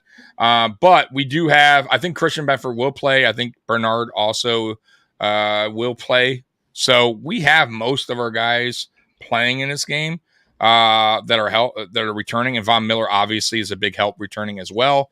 AJ Epinesa does really well against you guys. So I expect a good game from Epinesa. Gregor Rousseau is becoming a big problem for offensive lines. And he's going to cause a lot of Austin Jackson. No. Well, Austin Jackson's nowhere. He's about down. to understand. Yeah, Austin Jackson. So yeah, I mean, I think we're gonna get to two. I do. I think we're gonna. He's gonna get hit a few times. Look, man, we'll see what happens with him in this game. I don't see anybody holding up on our defense because of what's going on with him. But I just feel like we're going to do what we've been doing against you guys, which is basically playing physical at the line.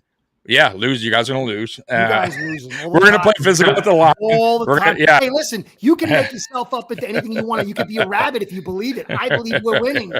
That's what counts. Don't misidentify my victories. Yeah. So we're going to throw your timing off per usual. But I do think you guys put up some points. I don't think this is a game where you only scored 13 or anything like that. I think I'll go because our offense is starting to click with Amari Cooper is obviously helping. Though he is probably a game time decision, maybe. He's questionable. So that might help you guys. Like twisting and I'm gonna go 40-24 Buffalo. Wow. Jesus. 40-24 Buffalo at home. It's going to be a pretty good weather game there, even though Curtis said it wasn't. It is a pretty good weather game. And 40-24, that will be the score. Let's see some of the scores here. Scott Blakely says 41-13. I don't think 13. I'll give you guys a little bit more than that. I'll say 24 points. Maybe get a garbage time touchdown really there. Kind, man. Really kind. I'm a nice guy. I am a really nice guy. I try to be. Let's get to. By the way, Captain D, you do have a rant of the week, right? You have something to say this week? Maybe. Do you? Because I have one as well. All right, so let's play the clip because I do have that clip. And I told our players, you need to be more like a dog. We don't need a bunch of cats in here looking in the mirror. Do I look good? I got my extra bands on. I got my other shoes on. Be a dog. We don't need no meows. We don't need no cats. We need more dogs. Yeah, that's what Curtis worked. Find that guy. Get him as your head coach. All right, because McDaniel's the opposite. He likes those guys. Oh, dude, he's the get my bands on. Get my bands on. Yep. Got my capri pants on. Got my sunglasses on. All right, go ahead. Go ahead, Zach. Daniel's a dandy. He's like a dandy. Go ahead, Zach. Rant of the week. Zach, you're up. Yeah, I'm gonna make mine relatively quick, but the NFL is worth hundreds of billions of dollars. It's time to start acting like it. It is unacceptable to be playing games. I'm not talking specifically about the Patriots, by the way, but in general, it feels like NFL games this year, there's been something up with missed penalties and just dumb things. There was that, I forget which game it was, but there was one, I believe last week, where player might have dropped the ball, basically done what Malachi Corley did, or it got punched out maybe right at the goal line, but they couldn't tell because for whatever reason, the NFL is too cheap to have pylon cameras at every game. This business worth hundreds of billions of dollars. Again, I'm going to say that number, hundreds of billions of dollars. That's a lot of zeros. They are too cheap to go to every game and have the pylons have cameras in them, which I can't imagine is that expensive. They won't do it, and that is potentially going to change the outcomes of games. Similarly, they preach player safety always, but then they don't make it reviewable for penalties that are completely objective, right? I understand, holding isn't a reviewable penalty because it's entirely subjective. Did they get their hand off in time? Did they really have an impact with maybe a little bit of a pull? I understand you can't review that. Why can we not review a face mask penalty? The Vikings lost that game potentially due to a ref missing a very, very, very blatant face mask call that was right in front of him. Why can we not review that? Drake May this week, or I guess last week, got injured because the ref missed a very blatant helmet-to-helmet hit as he was sliding. Why can't we review that? It is all about player safety until the NFL actually has to make a change that would fix it. It is ridiculous. Again, they're worth hundreds of billions of dollars. It's time to act like it. Do all these things that would actually help the game be better. Put pylon cameras on every game. Make these penalties that are they are not subjective. If you see someone rip at a face mask and turn someone's head, that is not a subjective penalty. We know what is a face mask. It is very blatant. If you see someone go helmet to helmet with someone who's sliding, that is not a subjective penalty. We know what that looks like. We know it is a penalty. They need to fix that. I think it is getting to a point where it's just honestly ridiculous. I don't know how that change hasn't been made or those changes haven't been made. And it seems like it has been much more impactful, much more prevalent this year. So that's all I got. I don't understand it. Well, there could be a lot of things. Like they could also, make the owners change all their fields of grass. And once again, that's money, that they don't want to. You got to remember too, the NFL works for the owners for the most part, right? Yep. So a lot of that stuff won't change, I don't think, until players actually strike potentially on certain certain things like that. But I would say what I want to see more of. See, the problem, Zach, sometimes with some of these things is you can really call a penalty on every play. Yeah. Like really, there's probably a penalty on every play. And if they do that, I think it could hurt the game a little bit. However, But that's why I'm saying on like I think they gotta be.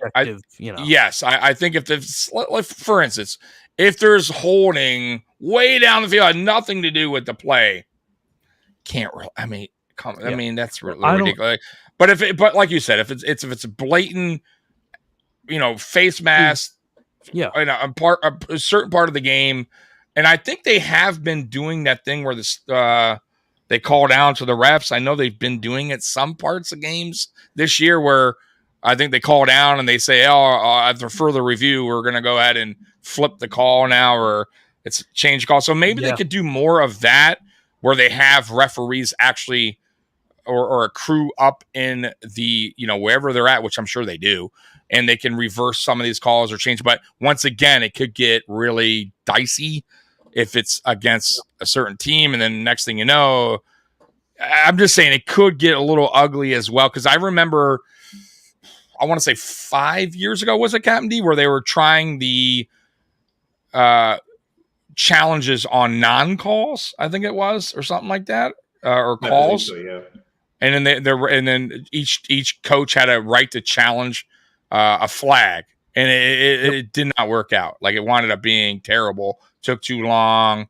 So I don't, like I said, if the game could go on like where it's not like a long break for every time. Hold on, wait, we got to change it. Like, because then they could get where the games drag on and there's a penalty for, and next thing you know, it's changing, because that could also change an outcome of a game. Let's say you thought the game was over, and next thing you know, well, hold on, this offensive lineman was grabbing this guy's, jersey, or the face mask went up in the air. Like, I'm just saying they got it, that it's tougher than what it seems, is my point. Well, that's why I think it could only be on like personal fouls, like a helmet to helmet. Possibly. Yeah, helmets out. I agree with that. Holding is far too common and far too subjective to have something like that. But that's why I think there's no excuse for a player to be able to quite literally twist someone's head like an owl, like 180 degrees that way. I agree. Yeah. Have it not be called. So I'm with you. I mean, real quick, I'm with you. Mind putting up I don't want to mispronounce their name, but Ariola's comment. Sure. Right here. That is, that same thing. It is a multiple hundreds of billions of dollar business, and we have these two dudes with chains running out on the field to measure a first down. I think they're trying to take that away. Well, I think they were. They were testing out a laser in a preseason. So it's possible, I would say, in the future that is changed. But once again, though, it's tricky, man. It is tricky because there's errors in every, like human error. There's computer error. Like, I don't know. Like it could be really dicey on some of these. So, but yes, you're right though. $100 billion business, whatever it is, it can definitely do better, even if it takes to get more refs on the field. How about that? Maybe 2 more refs on each side of the. I mean, I'm not saying they have to be on the field, but maybe on the sidelines, just kind of watching more of the game, or maybe a sky ref or a couple. I don't know. They could definitely switch it up to make it better, but like I said, it could get tricky when you start having other people involved. I remember a game Buffalo played in the playoffs against Houston. I don't know if you remember that, Zach, but it was a kickoff. The guy never called fair catch and just dropped the ball in the end zone, walked away. We picked it up, touchdown. And then the guys came out, referees, and wearing all black. They were like, who are these guys? And then they reversed the call. You remember that, Curtis? Against Texans? And everyone's like, whoa. Now, and I'll be real with you, though. When is that ever, if a player catches the ball and drops it, he's supposed to normally kneel the ball or wave it, and that's a fair catch. So he just caught it and dropped it. But you know what I mean? Like, so then you got the fans going, whoa, whoa, whoa, right? And then so it's dicey. It could be real dicey when it comes to outside refs changing a play call. So I'm just saying you got to be real careful too. They have to get it right, but I don't know, man. That's a tough one. Anybody else have any rants? Yeah, but we don't got a couple hours for the Dolphins here, so let's just move forward. Captain D, anything? Potato chip eater. Oh yeah. First of all, I want to say congratulations, Xavier. I can't even pronounce his name. Oh, Restrepo. All-time leading receiver in University of Miami history. We're talking about Michael Irvin's on that list. Andre Johnson, that's another guy, Curtis, to look out for. Guy's going to be good. Reggie Wayne playing the guitar for the Colts whenever he hit the end zone. So big shout out to him. That's a big accomplishment. And we are back. The Canes are back. I will say that we are back for now. It might be a short time span. Let's see where Ward goes. But back to my Dolphins. It's just I went to the game this last Sunday for the Arizona Cardinals, and just very disappointing to see the product on the field that it is, and the pricing that's for. And I know all these stadiums go through this and the pricing, but when you look at the pricing, what it used to be and what it is now, and I understand inflation, craziness, but the product that's been being put out onto the field and what we were portraying this product that it was going to be, we were basically the dolled up.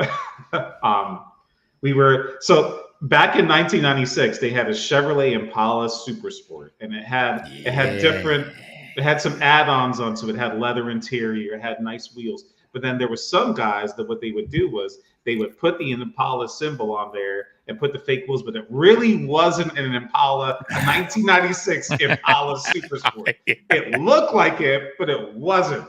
And I feel like that's where this Dolphins organization is that we are frauds, and it's now showing its utter ugly head, and it's a hot mess. It's super frustrating to fucking deal with. But you know what? Hopefully, if you're a real Dolphins fan, you buckle in, because unfortunately, if there are changes made, it's going to take a couple years, hopefully not, to get this thing right. And I understand, it's been 2009, I think, or 2008 since the Dolphins won a preseason, or I'm sorry, not a preseason, but a playoff game where we went to the Meadowlands and beat those New York Jets, Chad Pennington, Tony Sperano, fist pump, big. Was it 08 or 02?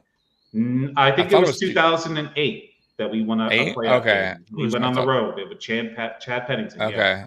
All right. It's been a while. Sorry. It's going to be another process that we can somehow get this thing right, but it's super frustrating right now, the decisions that this franchise has made. No, I don't think. I think it was 2002, wasn't it? I think it was 2000. I just looked it up. See, that's what I was thinking. It's earlier than that, Captain D. Wow, it's been a long time. We played the Ravens. Wow. Since we won a playoff game? Wow. Yes. Yeah. This might not be right, because this says it was against the Colts. No, it was. It was against the Colts, and our running back was the last one, right? Yards on the ground. But there was one after that, though, with I don't think so. And we went not to the according Jets, to the internet. Nah, I don't think so, D. I think the last time he won was 2002, right? Was that 02 or that was 2000? I'm telling you. 2008, I think we played the Ravens in the wild card. Let me see here. Let's see. Hey, anybody in the chat want to get with this? Because I'm pretty sure 2000 or 2002. Which crazy. Yeah.